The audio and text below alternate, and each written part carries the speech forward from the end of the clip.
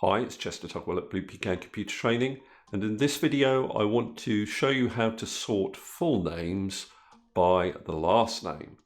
In this list I have first name and surname, and in some instances also a middle name. If I was to try and sort these names as they are, it would sort by first name, the leftmost name in the cell.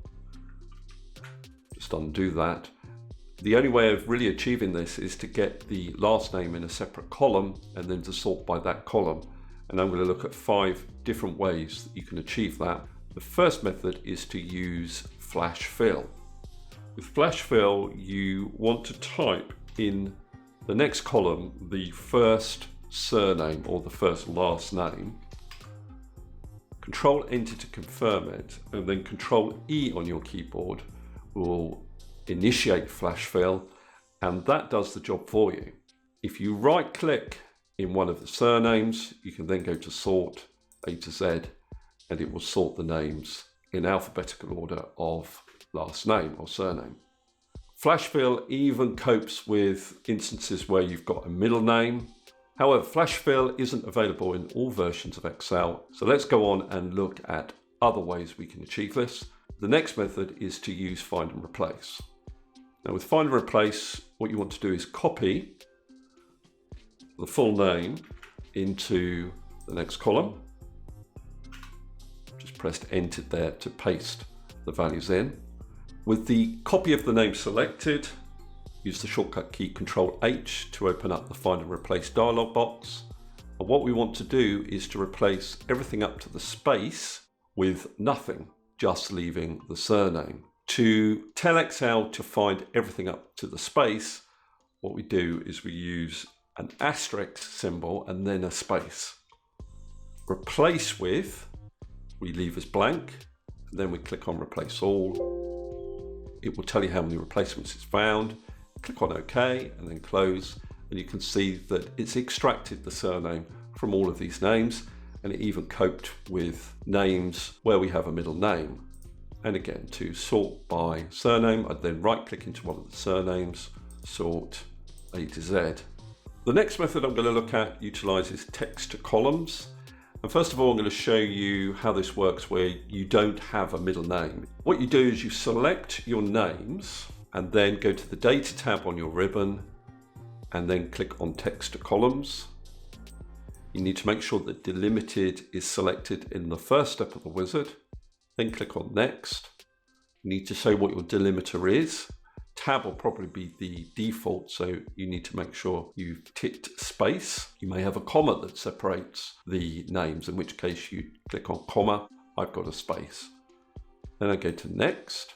Then what you've got to do is deal with these individual columns.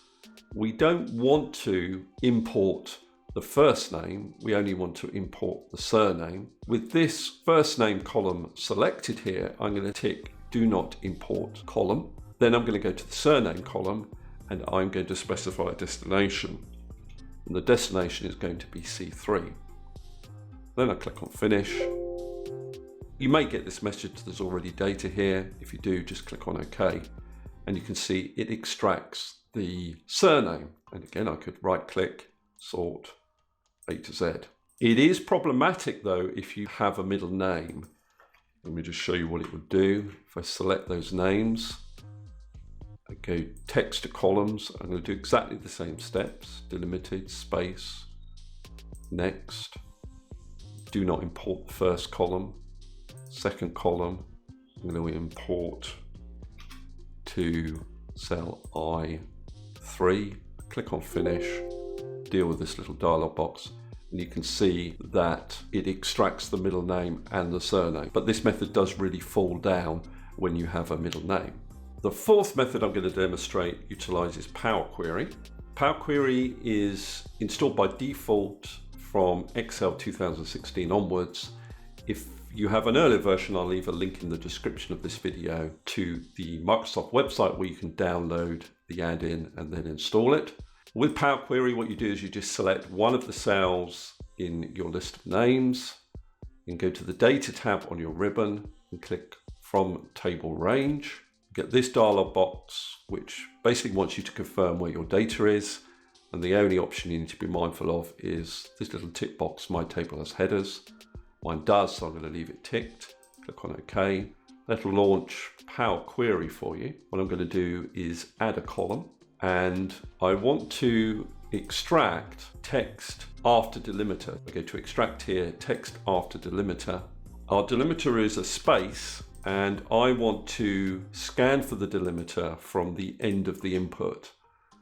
Click on OK, and there we are. It's extracted the surnames. To get this version of the data into Excel, go to File, Close and Load. And you'll see now that you have the surnames next to your full names. And to sort the data, I can go up to the little drop-down menu button and sort A to Z or Z to A. It has put the data on another sheet, so you might want to name that sheet. Just go back to the Power Query. There is one hiccup you may come across if you use the Power Query method, and that's if you have trailing spaces at the end of your surname. Let me just show you what will happen if we use the Power Query method with that trailing space. If I go to Data, from Table Range, I'm going to use exactly the same method, add column, extract text after delimiter, space from end of input.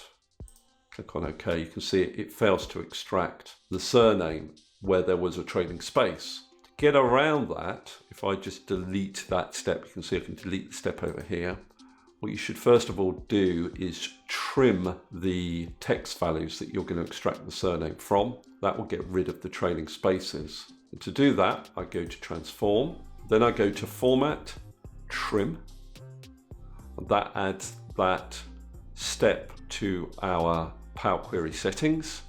Then I add the column, and from there I extract text after delimiter, which is a space,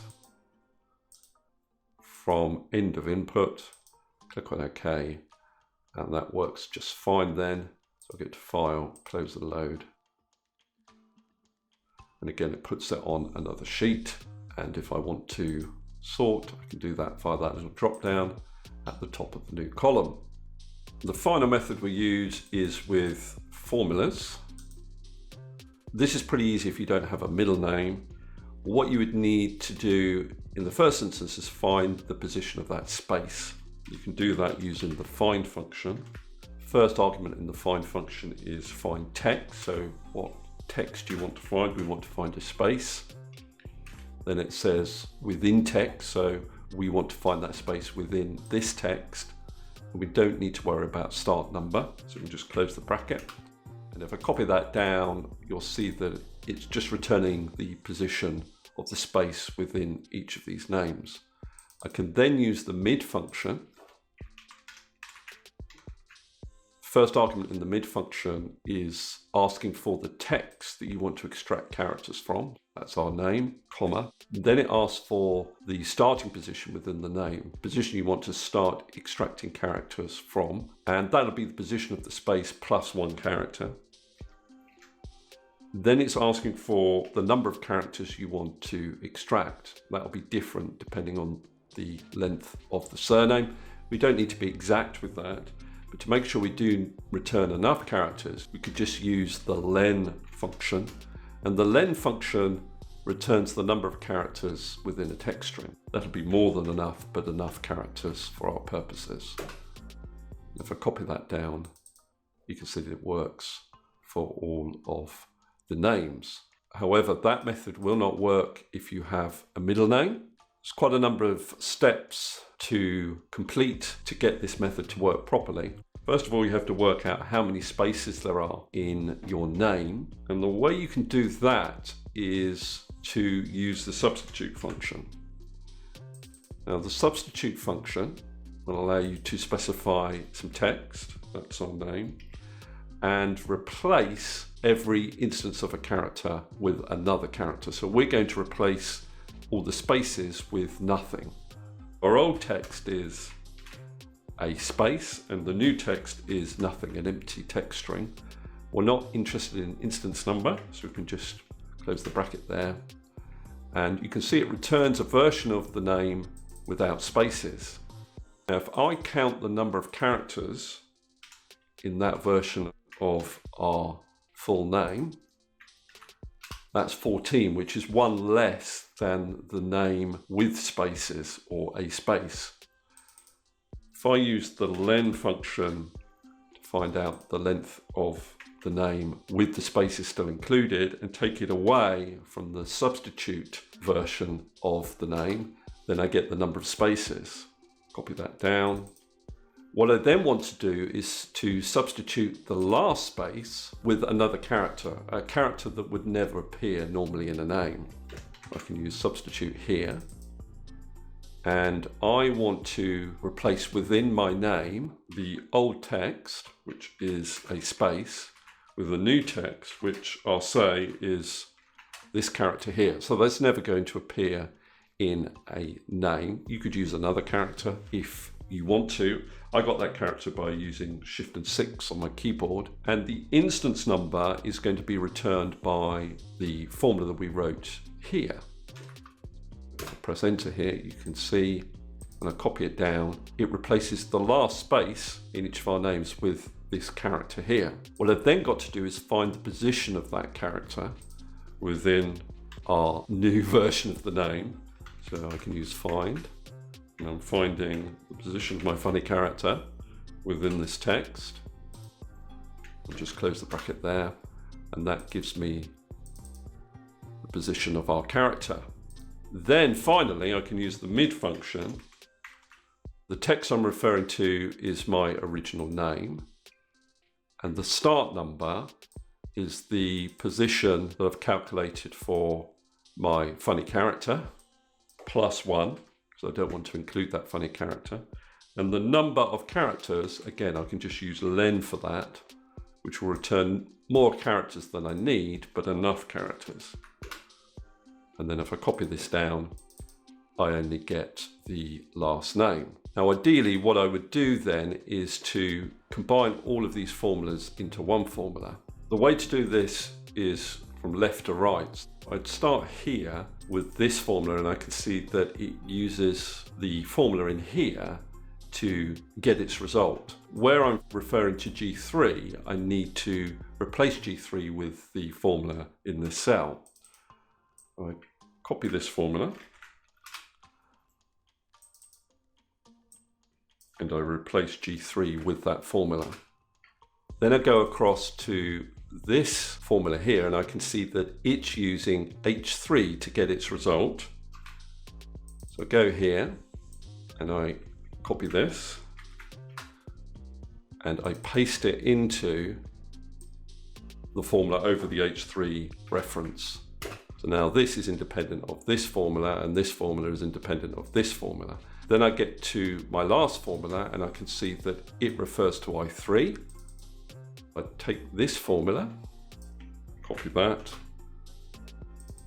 and paste it over the I3 reference. Press enter. Before I can delete these 3 columns here, I need to copy this formula down. Then I can delete columns that were helper columns, and you can see that it's returned the last name. And to do the sorting, I just right click, sort A to Z. Okay, so 5 ways of achieving the same thing. Hopefully that's been useful. Please subscribe if it has, and I'll see you next video.